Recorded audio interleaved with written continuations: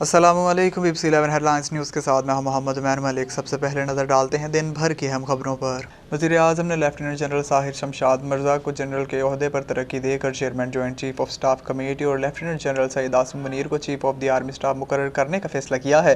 Army chief की तैनाती पर मुशावरत के लिए वज़ीर आज़म शहबाज शरीफ के ज़ेर सदारत वफाकी काबीना का इजलास हुआ, जिसमें वज़ीर इत्तलात मरियम औरंगज़ेब, वज़ीर दिफा ख्वाजा आसिफ, वज़ीर दाखिला राना सनाउल्लाह, शीरी रहमान, ओन चौधरी, चौधरी सालिक हुसैन, अमीनुल हक, शाहजैन बुगटी, मौलाना असद महमूद और रियाज पीरज़ादा शरीक हुए। वज़ीर आज़म शहबाज शरीफ की जानिब से नए आर्मी चीफ की समरी अरसाल किए जाने के बाद सदर ममलकत डॉक्टर आरिफ अलवी की लाहौर में इमरान खान से मुलाकात हुई। PTI चेयरमैन इमरान खान और सदर ममलकत के दरमियान ज़मान पार्क लाहौर में मुलाकात हुई। सदर ने वज़ीर आज़म हाउस से मंजूर होने वाली समरी के हवाले से इमरान खान को एतमाद में लिया।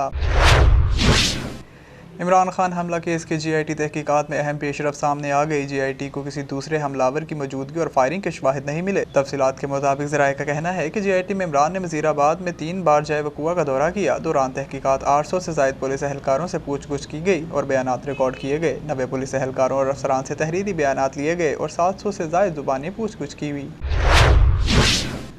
सुप्रीम कोर्ट ने पाकिस्तान तहरीक इंसाफ PTI के मुनहरिफ रहनुमा फैसल वावड़ा को ताहियात नाअहली केस में 2 ऑप्शन दे दिए। फैसल वावड़ा के नाअहली केस की समाअत सुप्रीम कोर्ट में चीफ जस्टिस की सरबराही में 3 रुकनी बेंच ने की, जिसमें जस्टिस आयशा मलिक, जस्टिस मंसूर अली शामिल थे।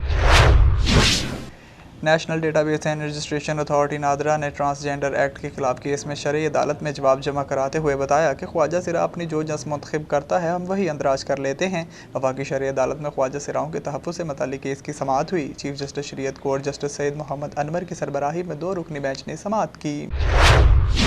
मक्का मुकर्रमा, मदीना मुनव्वरा और दीगर शहरों में नमाज इस्तिस्का के बाद इब्र रहमत बरस पड़ा। सऊदी मीडिया के मुताबिक मक्का मुकर्रमा, मदीना मुनव्वरा समेत दीगर शहरों में मूसलाधार बारिश हुई। पानी जमा होने के बायस मक्का जद्दा हाईवे को आर्जी तौर पर बंद कर दिया गया। जद्दा में तूफानी बारिश के बाद तालीमी इदारे बंद कर दिए गए और मुतल्लिका इदारों को अलर्ट रहने की हिदायत की गई है।